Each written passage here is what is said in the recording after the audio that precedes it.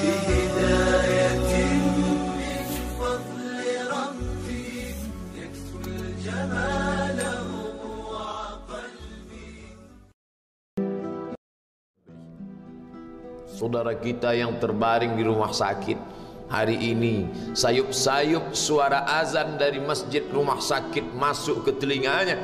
Dia menonton di televisi acara live solat Jumat, tapi saat itu dia hanya mampu terbujur kaku. Ruhnya masih ada dalam jasad. Anaknya tidak bisa berada di sampingnya karena security tidak mengizinkan keluarga berada di dalam ruang ICU. Dia duduk di dalam. Suara terdengar, azan bersahutan, hayya 'alas salah, mari salat, hayya 'alal falah, mari menuju kemenangan. Dia hanya bisa meneteskan air mata. Kenapa? Kalau dulu dia waktu sehat sempat beribadah, penyesalannya tidak terlalu banyak. Tapi kalau di saat sehat walafiat tak sempat untuk menempelkan kening ke lantai, tak sempat melangkahkan kaki ke rumah Allah, tak sempat mendengarkan khutbah, maka tak ada duka di atas duka.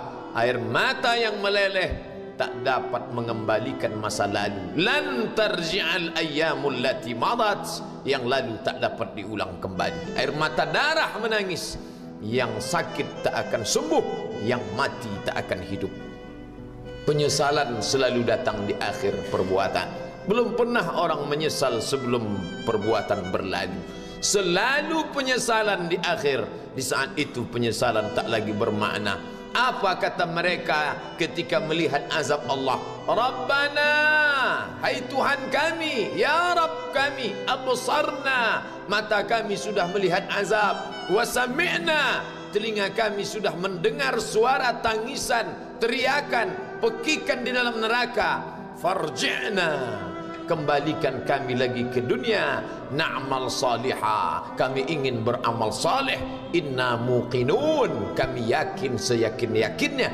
Tapi saat itu penyesalan tak lagi bermakna, karena dunia tak mungkin utuh semula, karena sudah menjadi sunnatullah yang lampau tak akan kembali. Idza sama'un fatarat, langit terbelah, wa idzal kawakibun tasarat, planet-planet bertabrakan, wa idzal biharu fujirat, lautan diledakkan, diletupkan, wa idzal quburu bu'asirat, semua yang dikubur dibangkitkan. Alimat nafsum ma qaddamat wa akharat, disitulah orang baru sadar apa yang dulu pernah aku lakukan. Wa qadimna ila ma amilu min amalin, semua amal mereka kami tunjukkan, kami datangkan. Ini amalmu, ini infakmu, ini wakafmu, ini sedekahmu, ini salawatmu, ini bacaan Qur'anmu, ini zikirmu. Tersenyum mata melihat amal. Faman ya'mal mithqala dzarratin khairan yarah. Tapi jangan lupa, apakah yang dosa-dosa itu dilupakan begitu saja? Yang buruk pun akan nampak juga. Faman ya'mal mithqala dzarratin syarran, sebesar ujung rambut, sebesar telapak kaki semut yang hitam, di atas batu yang hitam, di tengah malam yang kelam, di dalam samudra yang gelap, akan ditampakkan juga pada hari itu. Yauma tublas sarair, segala rahasia ditunjukkan, dan mata akan melihat dengan penglihatan yang nyata. Mulut tidak lagi bisa menjawab. Al-yauma nakhtimu ala afwahihim, hari itu mulut kami kunci, karena mulut itu yang dulu pandai mencari-cari alasan, bersilat lidah, maka hari itu lidah dikunci. Wa tukallimuna aydihim, tangan mereka kami buat bicara. Wa tashhadu arjuluhum, kaki bersaksi. Apa yang akan dibicarakan tangan, apa yang akan dipersaksikan kaki? Bima kanu yaksibun, semua yang pernah dilakukan di masa yang lalu. Berapa atasanmu sanggup memberi gaji sehingga begitu enteng kau tinggalkan solatmu? Apa yang dijanjikan istrimu sehingga begitu enteng kau berikan yang haram, hanya rayuan sesaat, padahal dia pun akan meninggalkanmu sebelum masa tua tiba? Apa yang dijanjikan anak-anakmu? Ayah, kami akan menjagamu di hari tuamu nanti. maka berikan kami yang kami inginkan. Belikan kami rumah yang besar, belikan kami kendaraan yang mewah. Nanti setelah hari tua kami akan menjagamu, kata mereka. Tapi setelah kita tua, dosa-dosa begitu banyak terkumpul, mereka pun meninggalkan kita di panti jompo yang penuh dengan kesunyian, hening, sepi. Suara cucu tak terdengar menangis, karena mereka pun malu mengakui kita sebagai orang tua. Suapkanlah yang haram ke mulut mereka, berikanlah yang batil ke dalam perut mereka.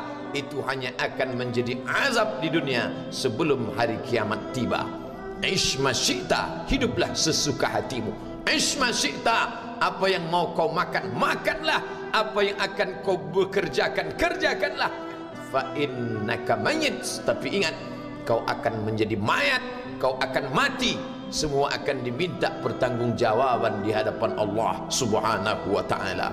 Hari ini orang boleh tertawa, hari ini orang boleh merasa dunia dia yang punya, tapi sampai masanya yang hijau akan berubah menguning, yang kuning akan mati, yang mati akan menjadi debu, yang debu ditiup angin hampa tak bermakna. Lalu apa yang akan dibawa menghadap Allah Subhanahu wa ta'ala?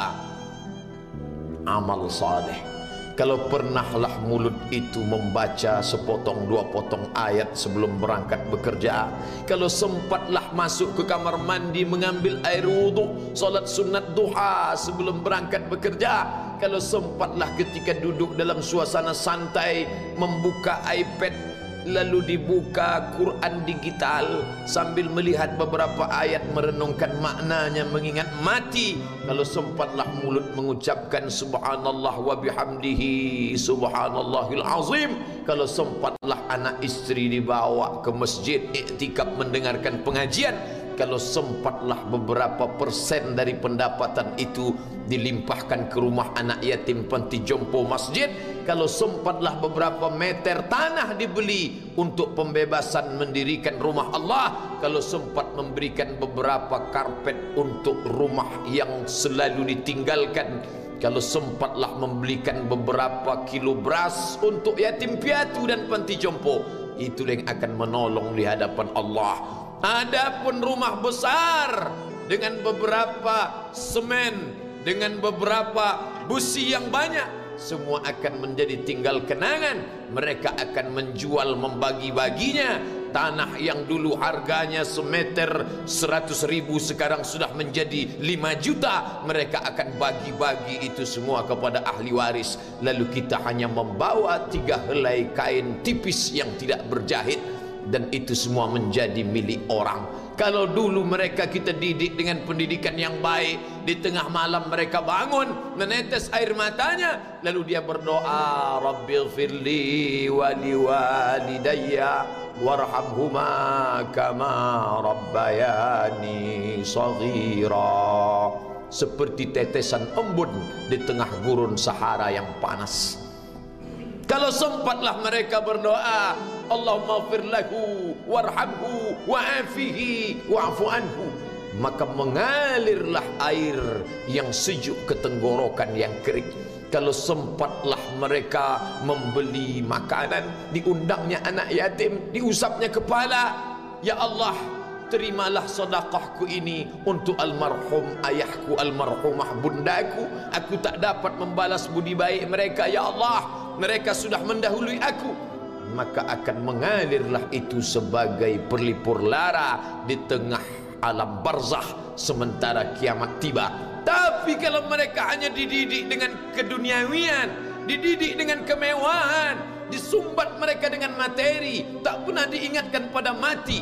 Ketika kita mati, mereka pun juga akan mati perasaan ingatannya. Paling celaka lagi, mereka mengingat kita dengan mengantarkan bunga, mereka mengingat kita dengan pakaian hitam, mereka mengingat kita dengan suara musik, mereka mengingat kita dengan memajang foto kita besar-besar di dalam rumah.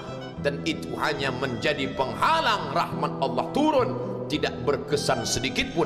Mereka sedang menyangka kalau dinyanyikanlah lagu kesenangan kita, terobat rindu hatinya. Kalau dipajangnya foto kita, dilingkarkannya karangan bunga, puas rindunya. Padahal itu tidak membuat pengaruh apapun kepada kita di alam barzakh. maka sayang, buatlah sayang yang mengingatkan sesudah mati. Kalau rindu, buatlah kerinduan yang membuat dia akan tetap mengalir sebagai satu amal sesudah kematian. Idza matal insan, kalau manusia mati, inqata'a. Dulu rajin membaca Quran, berhenti. Dulu rajin salat tahajud, berhenti. Dulu rajin menghatamkan segala yang baik-baik, berhenti. Tapi ada yang tetap mengalir. Di antara yang mengalir itu adalah shadaqatun jariyah. Sempat membelikan beberapa bungkus nasi. Nampak orang tua di panti jompo menyuap nasi itu, menggeletar tangan mereka karena usia lanjut, menetes air mata. Kita bukan sedang melihat orang tua, kita bukan sedang melihat orang lain. Saat itu kita sedang melihat potret diri kita 30 tahun yang akan datang. Di mana aku 30 tahun akan datang? Surga, kenikmatan yang luar biasa, tapi dia tidak akan dimasuki oleh orang yang biasa-biasa. Solat biasa, baca Quran biasa, zikir biasa, untuk mendapatkan yang luar biasa, maka itu bukan perimbangan ibadah yang fair.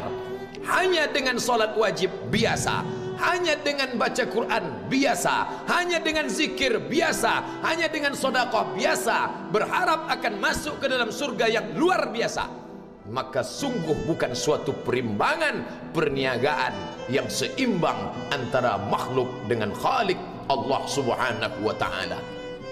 Khutbah Jumat ini kembali mengingat kita, mengajak merenung bersama. Kita ini mau kemana? Di sini untuk apa? Yang kita bawa menghadap Allah itu apa?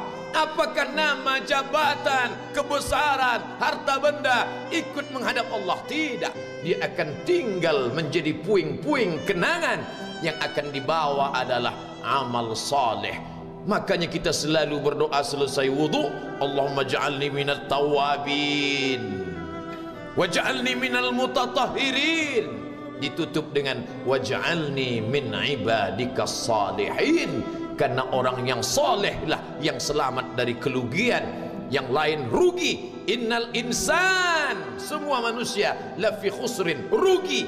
Yang kaya rugi, yang punya kuasa rugi, yang ganteng rugi, yang punya anak rugi, yang punya istri rugi. Tapi ada yang beruntung, illallazina amanu, kecuali yang beriman, wa amilus salihati, dan beramal saleh. Itulah orang yang beruntung, karena dia akan hidup dalam kehidupan yang kekal abadi, membawa iman dan amal salehnya. Kalau sampai hari ini masih bersemayam di dalam diri kita, mari kita jaga. Dan kita berharap kepada Allah husnuzan, Allah menutup usia kita ini dengan husnul khatimah. Ketika itulah malaikat datang memanggil, menyambut, ya ayyatuhan nafsul mutmainnah, wahai jiwa yang tenang, irji'i ila rabbiki, kembalilah engkau kepada Tuhan Rabbmu, radiyatan mardiyah, engkau ridha kepada Allah, Allah pun ridha menerima engkau sebagai hambanya. Fadkhuli fi ibadi, masuklah engkau ke dalam golongan hambaku. Wadkhuli jannati, masuklah engkau ke dalam surgaku.